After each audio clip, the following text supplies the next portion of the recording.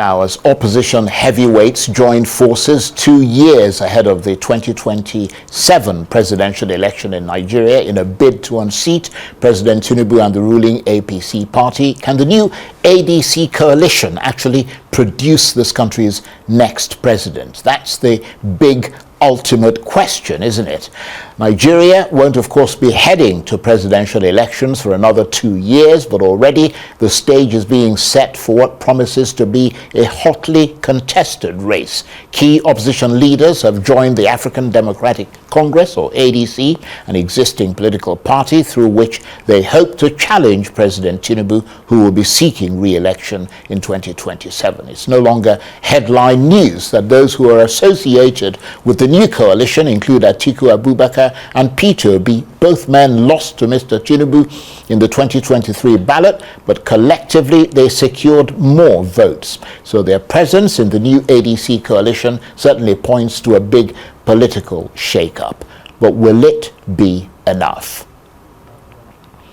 Well, one analyst who's been watching and assessing the new ADC coalition is the author and columnist Dr. Peterside, Dakuku Peterside. He's also written 2 new books, one of which is a collection of essays which the publishers say exposes the unvarnished truth about Nigeria, while the other focuses on political leadership strategies in crisis situation, possibly examine what it's like to lead in the storm that is Nigeria. And Dr. Peterside joins me now in the studio, and Dakuku Peterside joins me in the studio. Good to see you again. Thank you, Charles.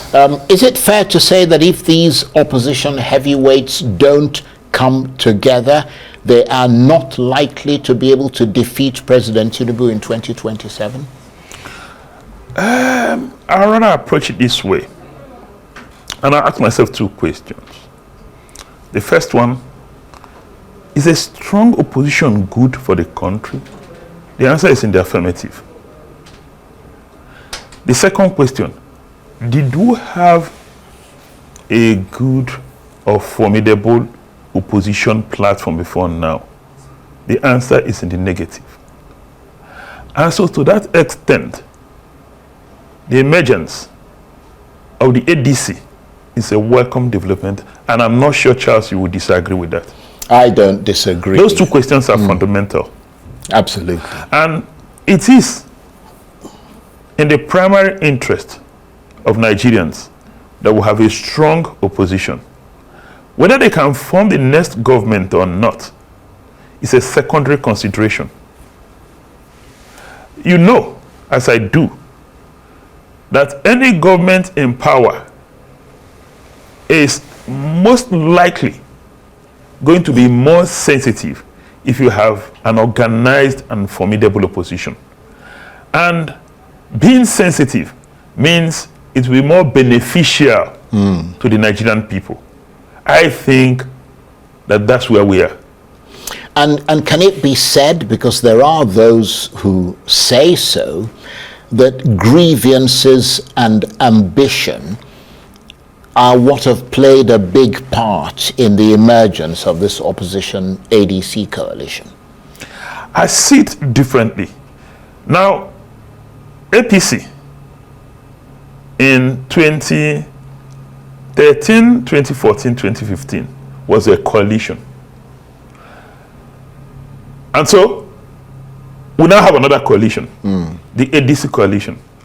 And so if you put both of them side by side, are we saying that it was exclusion, anger, not being part of the table that fueled the movement in 2013, 2015? Or was it some desire to change the country? And now I like to put them side by side.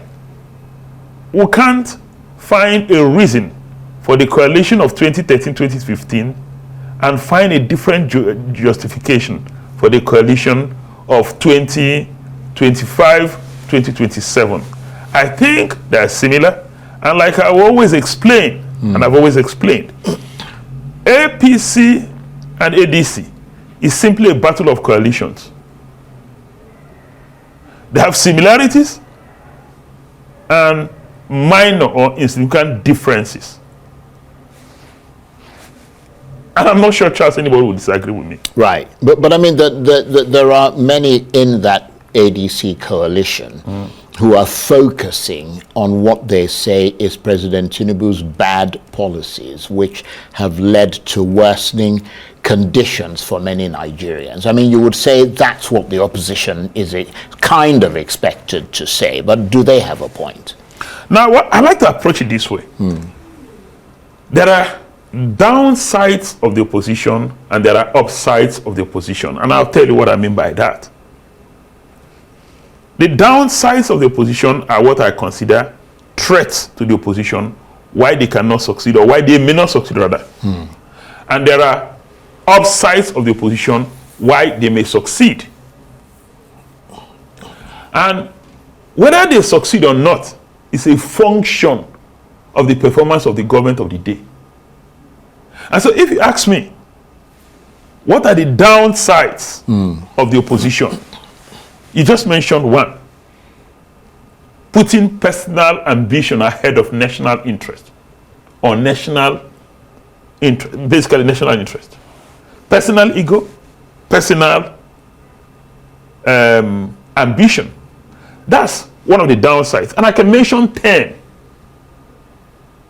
One of the upsides of the opposition is the perception that the current government has visited Nigerians with hunger, poverty, unemployment, and everything that is in the negative.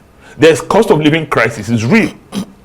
I can go on and tell you why the opposition may not succeed or why they may succeed. Right, but okay, let me ask you this then. How do you think the message from the coalition, I mean, you could argue that it's early days, but how do you think the message from the coalition is coming across to the Nigerian people? Do you think they are striking a chord with the Nigerian people, or are they coming across to Nigerians as people who are just politically ambitious and who don't really care about issues such as the cost of living crisis, unemployment, insecurity, etc.? Nigerians care about cost of living crisis. Nigerians care about insecurity. They care about the unemployment.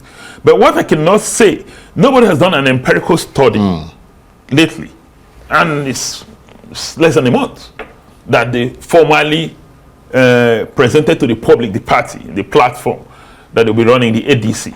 So just like you said, it's early in the day for us to talk about the reception. What you can say is that Nigerians are optimistic that there's going to be a formidable opposition, and they've yearned for it over time. So broadly speaking, they're excited about the emergence. Right. But they're still waiting to see the small print. And you see, the ADC has not come out, is yet to come out with this message. Now, you may argue that Nigerian political parties are not ideologically rooted. And the public like to see the ideology, the principles behind the party and their message. How they intend to tackle our multi-dimensional economic, social, and political problems. And perhaps for them to be a little bit different from what we're They just have to distinguish themselves. Yes. That's so when I talk about the downsides of the opposition, the challenges of the opposition, one is that they must distinguish themselves. For today, they've not been able to distinguish themselves yet. So Nigerians must be presented with an option. And to be presented with an option means two things that are different. I don't think what we're seeing now is one coalition called APC, another coalition called ADC. So battle of the coalition. Yeah, that's a very good point. But beyond whatever message they have for the people of Nigeria, ADC or APC, is it difficult to see this opposition coalition being able to muster the strength to remove an incumbent president such as Bola Tinubu without the kind of root and branch electoral reform that would lead to people's votes counting in this country? Because many people believe that their votes simply don't count. You know, Charles, I'm sure most persons know that I've been an advocate of electoral reform. Indeed. and I've been consistent over time. Indeed. Not now, whether from my days in National Assembly, after then. I was robbed of electoral victory because of an electoral process that was anything flawed. but transparent, heavily flawed. So I've always been an advocate of electoral reforms. And so I believe that the National Assembly is sensitive to the yearnings of the Nigerian people. They've been accused of being rubber stamp. They've been accused of being rubber stamp. But one thing I know, that one responsibility I know they owe the Nigerian people, and I hear the leadership of Senate say so, and I pray that they mean it. Right. They're not just mouthing it. They say they know that they owe Nigerian people a new electoral process that can guarantee transparency and let the people's vote count. I want to believe them that they will deliver on that. Well, if they can't deliver on any other thing, you know, the foundation of development is actually a transparent electoral process. So when people are elected and they know that they don't owe their mandate to the people, they won't care about the development of the area. Absolutely. And so we'll have to watch and see how that goes. Meanwhile, of course, the tessellated remains of the PDP and Labour stand as evidence as to why this new ADC coalition had to be formed, particularly the PDP, which once bestrode Nigerian politics like a colossus, to use a kind of cliche. Do you agree with those who say that, like Humpty Dumpty, neither the PDP nor Labour can be put together before 2027, and the only hope for the opposition, the collective opposition, is now this new ADC coalition? Personally, I believe so, that a crisis in PDP is entrenched. And I'm also tempted to believe that the induced crisis in the Labour Party cannot be resolved in a definite way. You see, you use the word induced. In a definite way. How do you mean induced? Before the 2027 elections. Now, you see, it is very easy to see a pattern. And when you see a pattern, as a researcher, as somebody with one leg in social sciences, it's easy to draw an inference. All the opposition parties before now, the major opposition parties, you know, are dealing with internal crisis. It would be simplistic to think there is a mere coincidence or some natural occurrence. You know, I have background in politics, so I understand. Right now I may be focusing on business. I'm no longer keen about politics. I may be focusing on my business, doing public service and all of that.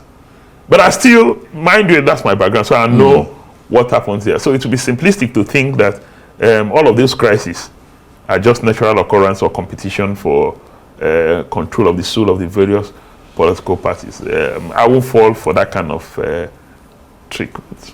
It is what it is. Well, let's make a note of the fact that you are a member of the APC, and you have to be one of the most objective APC members that I know. But let's talk about your forthcoming books, which are due out, I believe, in October. Let's talk first about the one that your publishers say is a collection of essays that exposes, to quote them, the unvarnished truth about Nigeria. It's titled Beneath the Surface, Essays on Nigeria's Checkered History. We've got it up on the screen there. Tell us more about that. All right, this is a collection of 70 essays. I've written some 200 and something essays between 2020 and 2024. However, the publishers agreed that we'll restrict ourselves to 70 critical essays written between the year 2020 and 2023 rather. It cuts across the economic life of the country, security challenges, political life of the country. Now, why did you limit it to 2023? You don't want to. You don't want to. Not myth, quite. You don't want to myth the current government. That was based on the advice of our publishers, you know, Right. who will continue to write essays every week. But something, they found a common thread among all my essays. In all, we try to address social issues, you know, socio-political issues. We try to profile solution, and we try to unearth things unsaid, you know, things that, now if we're dealing with statistical evidence or statistical data, we try to explain it to the understanding of the common man. So we don't write for the top elite and the high level intellectual. We don't Lowest also common denominator. Yes, we don't also write for the man who has no education at all. Yeah. So you must have some level of education. Well, I have to say that I've read a lot of your articles. Absolutely. In fact, arguably, I've read all your articles, and I think they are absolutely masterfully crafted. So I would expect that if they're contained in this book, Some are contained. it would be worth having. And some that's not published are also Right. contained in this book. But what they can say is that Professor Lumumba of Kenya considers it some of the best masterpieces he has ever read. Well, that's good, because I mean, as I said, based on the articles that, I mean, the book hasn't come out Mohammed yet. Ibn Chambers, who used to be Yes, I know Ibn Chambers. Okay, yeah. Well, he read a number Brilliant of those, man, actually. He read a number of those essays, Yeah. and said to me, you know, and he actually praised the collection of essays and said, listen, I've had the opportunity of reading essays, you know, over a period of 50. But these are essays in a different class. These are essays. Okay, let's move on, because we've just got about 2 minutes to go and look at the other book, which is titled Leading in a Storm, Practical Leadership Strategies in Crisis Situations. What is that about? No, basically, what we try to talk about, deal with, is there are studies done over time.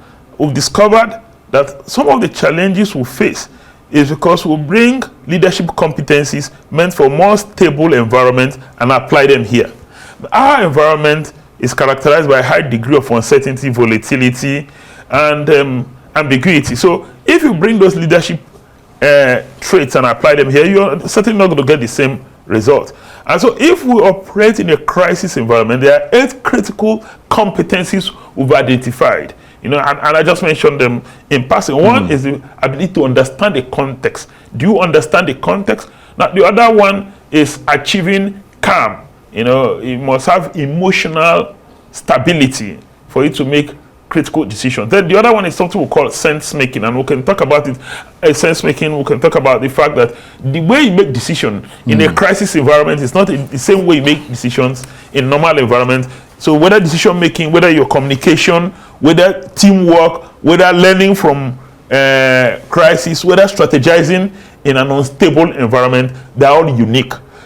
One thing that is unique about this is that we cited a lot of African case studies, almost all African case studies, you know, because very often leaders or researchers don't take time to study our own situation. Whether it was the attack on Westgate Mall in Kenya, whether it's the emergence of Ebola in Liberia. Right. Briefly, we've got about 20 seconds. And so that's what it's all about. It's about leadership competencies you need to lead in an unstable environment. And I bet you most African economies, most African countries can be described as relatively very unstable, very uncertain, very unpredictable, and that planning here, whether strategizing here, making decisions here, require a unique set of competencies.